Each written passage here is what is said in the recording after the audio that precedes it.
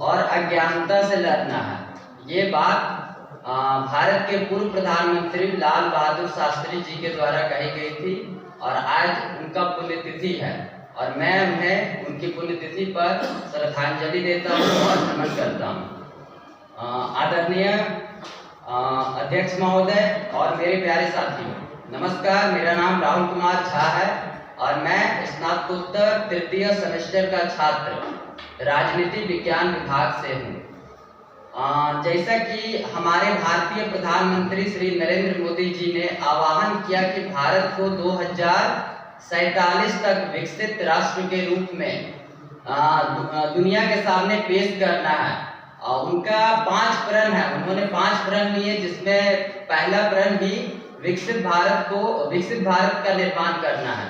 तो विकसित भारत के निर्माण में हम युवाओं और शिक्षण संस्थानों की भूमिका बहुत ही महत्वपूर्ण होने वाली है। साथ ही शिक्षाविदों की भी भूमिका महत्वपूर्ण होने वाली है, क्योंकि शिक्षण संस्थानों की जो भूमिका होती है वो व्यक्ति के निर्माण की भूमिका होती है और व्यक्ति के निर्माण से ही राष्ट्र का निर्माण संभव है। आज भारत दुनिया की 5वीं सबसे बड़ी अर्थव्यवस्था है। भारत में प्रत्येक दिन सबसे ज्यादा ऑनलाइन ट्रांजैक्शन यूपीआई हो रहा है और आज हमारे पास सरकारी प्रमाण पत्रों को किसी को दिखाने के लिए डिजी लॉकर, डिजिटल इंडिया, गति शक्ति योजना, बहुत सारी सरकारी स्कीमें हैं। भारत 110 लाख करोड़ रुपए भारत की जीडीपी को बढ़ाने के लिए इंफ्रास्ट्रक्चर में निवेश कर रहा है। क्या ये पर्याप्त है? जो प्राप्त है वो पर्याप्त है? नहीं, हमें आने वाले वर्षों में बहुत ही मेहनत करनी होगी। अगर वर्ल्ड बैंक के डेटा के अनुसार चला जाए तो वर्ल्ड बैंक ने विकसित राष्ट्र के लिए उच्च आय वर्ग की श्रेणी रखी है। उसने 4 वर्गों में देशों को विभाजित किया है, जिसमें कि पहला वर्ग है निम्न आय वर्ग, जिसमें जिस देश की प्रति व्यक्ति आय यानी जीएनआई $1050 से कम होती है, उसे निम्न आय वर्ग वाले देश में शामिल किया गया है। और दूसरा है निम्न मध्यम वर्ग आय। इस क्षेत्र में वह देश शामिल है जिसकी आय $1050 से $4100 तक प्रति व्यक्ति आय रहती है। तीसरी जो आय है वो उच्च मध्यम वर्ग की है। इसकी आय जो है वो $4100 से $12700 के बीच में रहती है और जो उच्च वर्ग वाले जो श्रेणी में देश है उसकी आय $12700 से ऊपर जाने के बाद ही उसे विकसित देश की संज्ञा दी जाती है।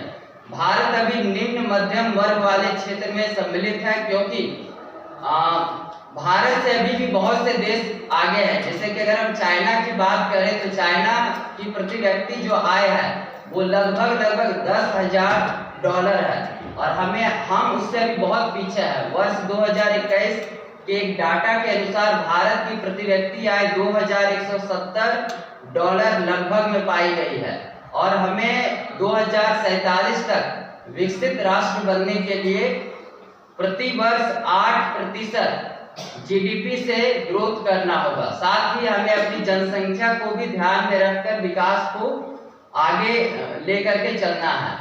और जैसा और भी मैं कहना चाहता हूं कि जैसे अमेरिका को हम देख करके कहते हैं कि वो एक विकसित देश है, लेकिन भारत अमेरिका जैसा विकसित नहीं होना चाहेगा, क्योंकि अमेरिका एक विकसित देश है, लेकिन हम विकसित होने के साथ साथ विश्व गुरु भी बनना चाहते हैं। क्योंकि विकसित देश जैसे अमेरिका से बहुत सारे देश जो है डरते हैं, लेकिन भारत को एक ऐसा देश बनना है जिससे सभी सीखे और साथ में वो भी भारत के साथ साथ विकास करे। क्योंकि हमारे प्रधानमंत्री जी ने एक मंत्र दिया है, वसुधैव कुटुंबकम, यानी भारत के दुनिया के सभी लोग हमारे परिवार के समान हैं। इसीलिए हम जब अपना विकास करेंगे तो पूरी दुनिया के साथ विकास करेंगे। अंत में मैं कुछ पंक्तियों के साथ जो कि मेरे छोटे भाई के द्वारा लिखी गई है, उससे मैं अपनी वाणी को समाप्त करूंगा। मैं माफी चाहता हूं कि मैं लिख करके आया हूं क्योंकि उसके द्वारा लिखी गई है। तो रहा संघर्ष वर्षों का पर आज चमक है आई, रहा संघर्ष वर्षों का पर आज चमक है आई, सूरज की चमक बता रही अमृत की पुरवाई, स्वर्णिम पथ का भान हमें पर हुंकार के संग चलना, कुछ संकल्प लिया हमने संकल्पित होकर देश को बदलना। बहुत बहुत धन्यवाद।